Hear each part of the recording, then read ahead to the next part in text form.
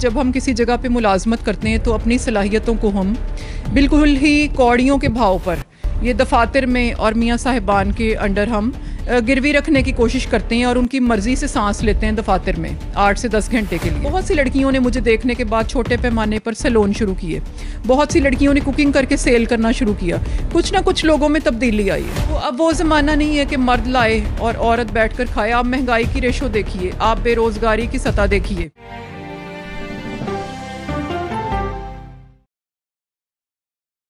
अस्सलाम वालेकुम नाज़रीन, मैं हूं आपकी मेज़बान कंवल अमानत और आप देख रहे हैं IG न्यूज़ HD। नाज़रीन, इस वक्त हमारे साथ मौजूद हैं सहर नदीम साहिबा। इनके इंट्रोडक्शन की बात की जाए तो ये ऐसी लेडी हैं जो वुमेन को एम्पावर करती हैं। 50+ बिजनेस प्रोडक्ट्स जो हैं वो ये लेकर चल रही हैं और रोड पर आप कहने के काम करती हुई हमें नज़र आती है। बहुत कम ख़वातीन हैं जो हमें इस तरह से बाहर निकल कर दूसरी ख़वातीन को एम्पावर करने के लिए छोटे छोटे कस्बों में जाती हैं और उनको जाकर अवेयर करती हैं उन प्रोडक्ट्स के हवाले से। और अगर इनको एक बिजनेस लेडी कहा जाए तो गलत ना होगा। जानते हैं इनसे कि जी घर से निकलना, बारिश, धूप, तूफान, आंधी कुछ भी हो और जाकर जो है वो अपनी प्रोडक्ट्स को सेल करना। जानते हैं इनसे कि क्या इनकी सक्सेस स्टोरी रही है अभी तक और कैसे ये इतना सारा काम कर लेते हैं, मल्टीटास्किंग काम कैसे कर लेती हैं। अस्सलाम वालेकुम। जी अस्सलाम वालेकुम। वालेकुम अस्सलाम, कैसी हैं आप? जी बिल्कुल ठीक। बहुत शुक्रिया मैम आपके कीमती वक्त का।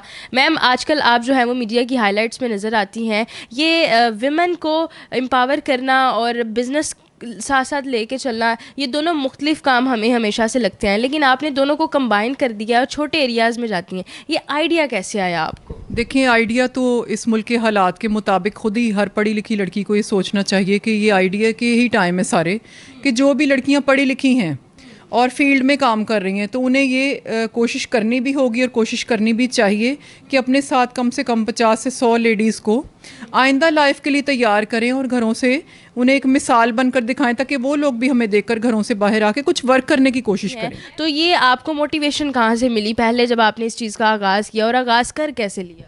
इस चीज़ का आगाज़ देखें, 20 ईयर्स मैंने फील्ड में काम किया, जॉब्स की मुख्तलिफ तरह की। तो इन द एंड मुझे बिज़नेस की तरफ आना ही था, क्योंकि जब हम किसी जगह पे मुलाजमत करते हैं तो अपनी सलाहियतों को हम बिल्कुल ही कौड़ियों के भाव पर ये दफातर में और मियाँ साहिबान के अंडर हम गिरवी रखने की कोशिश करते हैं और उनकी मर्ज़ी से सांस लेते हैं दफातर में 8 से 10 घंटे के लिए।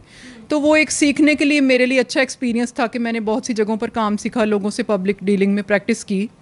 लेकिन एक टाइम ऐसा है कि मुझे लगा कि मुझे अपनी सलाहियतों को ख़ुद इस्तेमाल करना है और मुझे इन दामों पर अपनी सलाहियतों को गिरवी नहीं रखना। 20 साल जो है वो आपने एक फ़ील्ड में गुजारा तो वो आपका एक कंफर्ट जोन बन जाता है कि 20 साल आपने उस फील्ड में काम किया है। तो फिर ऐसी क्या चीज़ आपको क्लिक कर गई, ऐसा कौन सा वाक़या आपकी ज़िंदगी में आया कि आप बिज़नेस की तरफ शिफ्ट हो गई? नहीं, कंफर्ट जोन ही तो नहीं बनाना हमें काम को। जब हम कंफर्ट जोन बनाएंगे और दूसरों के पास अपनी सलाहियतों को रखेंगे तो हम लाइफ में आगे नहीं जा सकते। कंफर्ट जोन को किस चीज़ ने तोड़ा फिर? कि बिल्कुल मुझे पब्लिक के बीच में जाना था। कंट्री के काम के लिए हमें अगर हम अपने दफातर तक फिक्स रहेंगे तो फिर हम लोगों को मोटिवेट कभी नहीं कर सकते, और मोटिवेट करने के लिए हमें टाइम चाहिए कि हम एट रोड निकलें या लोगों तक, उनके घरों तक रुजू कर सकें। कि आजकल डिजिटल एरा है और छोटे से छोटे गांव में भी आजकल जो है वो मोबाइल की सहूलत मौजूद है, सब जो है वो इंटरनेट से मुस्तफ़ीद हो रहे हैं। तो आप नहीं समझती कि इस चीज़ को ऑनलाइन भी किया जा सकता है? मैं बिल्कुल समझती हूँ ऑनलाइन किया जा सकता है, लेकिन ऑनलाइन की क्वालिटी से मैं ख़ुद मुतमईन नहीं हूँ, इसलिए मैंने ऑनलाइन को प्रेफर नहीं किया। और दूसरी चीज़ ये है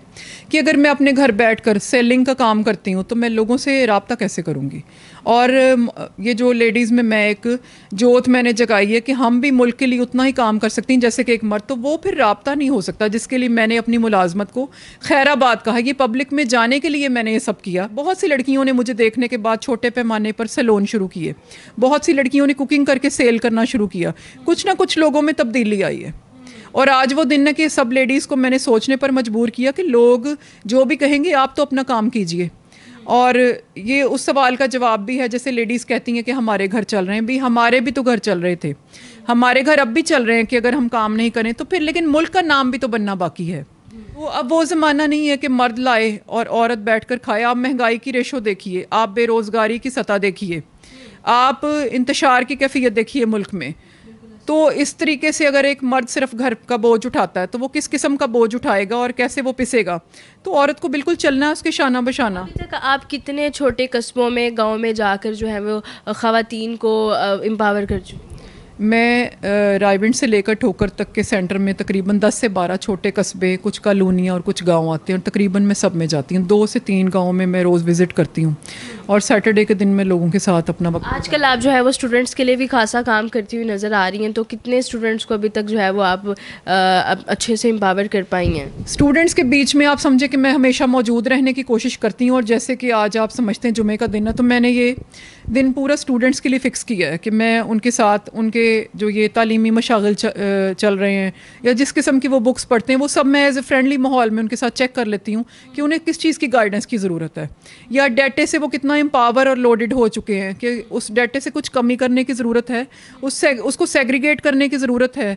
और उसके बारे में मैंने अपनी एक किताब भी लिखी है, डाटा कलेक्शन, जो कि आजकल के मौजू के हिसाब से बिल्कुल मौजू है कि जैसे डाटे के ओवरलोडेड होने की वजह से यूथ में ख़ास मायूसी और एक डिप्रेशन पाया जाता है, तो उसका भी उसमें काफ़ी इलाज मौजूद है। आप अखबारात में, प्रिंट मीडिया में, इलेक्ट्रॉनिक मीडिया में, सोशल मीडिया पे जो है वो आपके इंटरव्यूज़ वगैरह काफ़ी चल रहे हैं, और आप काम भी कर रही हैं, बिज़नेस भी कर रही हैं, घर को भी संभाल रही हैं, स्टूडेंट्स को भी टाइम देती हैं। तो यहाँ पर सबसे बड़ा क्वेश्चन मार्क यही है कि आप टाइम कैसे मैनेज करती हैं? अगर आपसे पूछा जाए कि टाइम मैनेजमेंट के लिए 3 ऐसी कौन सी चीज़ें हैं जिनको मद्देनज़र रखा जाए तो कहीं ना कहीं अपनी ज़िंदगी को बड़ा संवार सकते हैं? देखिए, मैं ये कहूँगी कि एक तो ये पहले दिन की मंजिल नहीं है, इसके पीछे मेरी साल की प्रैक्टिस है, क्योंकि इससे पहले 20 साल मुलाजमत का भी तजर्बा है। जब इंसान किसी जगह पे मुलाजमत करता है या मुख्तलिफ़ जगहों पे, तो वो टाइम मैनेजमेंट को ही सीख रहा होता है बेसिकली।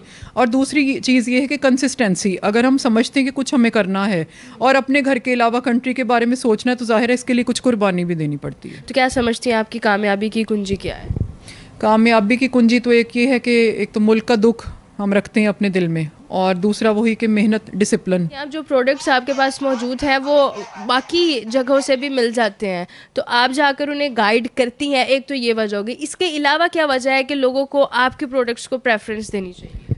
लोगों को इसलिए प्रेफरेंस देनी चाहिए और दे भी रहे हैं क्योंकि मेरा ताल्लुक मीडिया और ये जो हाई फैशन इंडस्ट्री है लाहौर का, टेलीविज़न स्टेशंस के हिसाब से जैसे मैं चीज़ों की सिलेक्शन करती हूँ, वो मैं समझती हूँ कि एक आम दुकानदार उस तरह कभी गाइड नहीं कर सकता जो हम टीवी के हवाले से ताल्लुक़ रखने वाली लेडीज़, या मेकअप का जो फ़न है जो मैंने टेलीविज़न पर, जैसे हम आप लोग टीवी स्टेशन जाती हैं और हमारे मेकअप वहाँ किए जाते हैं, तो जो उसमें हम सीखती हैं वो एक आम सैलून वाली या आम लेडी नहीं कर सकते। जी हाँ, बिल्कुल। आप जो है वो हर तरह के एक सिनेरियो से गुजरी हैं, स्टूडेंट लाइफ से भी, जो कॉलेज लाइफ है, उसके बाद फिर बिज़नेस, और उसके बाद जॉब, और ईच एंड एवरीथिंग आप उसको अच्छे से जानती हैं और इसी तरह से गाइड।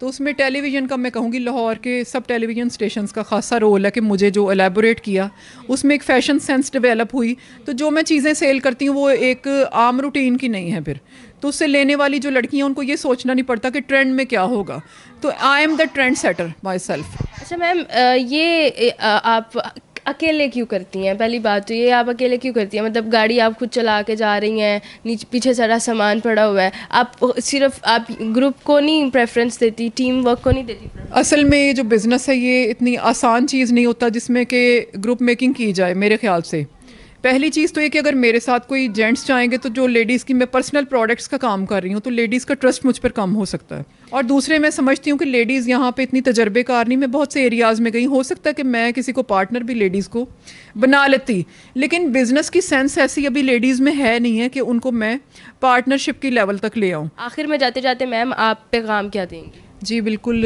मैं इलामा इकबाल का पैगाम देना चाहती हूँ, और उससे बेहतर कोई मोटिवेशन की थ्योरी अभी तक सामने नहीं आई। मिल्लत के साथ राब्ता तू उस्तवार रख, पैवस्ता रह शजर से उम्मीद बहार रख। बहुत शुक्रिया मैम आपके कीमती वक्त का। हमारे साथ सहर नदीम साहिबा मौजूद थी, इनकी सक्सेस स्टोरी आपने जानी, और आजकल के दौर में जो है वो एक जॉब को स्किप करके और ऐसी जॉब को जिसको आप 20 साल से कर रहे हैं, बिज़नेस की तरफ मूव करना एक डिफ़िकल्ट स्टेप है, लेकिन जिसमें अगर इनिशिएट कर लिया जाए तो काफ़ी कामयाबियाँ मिल सकती हैं। और हमें इस तरह की हज़ारों मिसालें मिलती हैं कि लोग अपनी जॉब को क्विट करके बिज़नेस की तरफ आ जाते हैं, अपने बिज़नेस की तरफ आ जाते हैं, क्योंकि आजकल इसी में फ़ायदा है। आप इसके बारे में क्या राय है, और आप जॉब और बिजनेस में क्या डिफरेंस देखते हैं, मैम को कैसे अप्रिशिएट करेंगे, कमेंट सेक्शन में ज़रूर बताइएगा। इसी के साथ अपनी मेज़बान को दीजिए इजाज़त। अल्लाह निगहबान।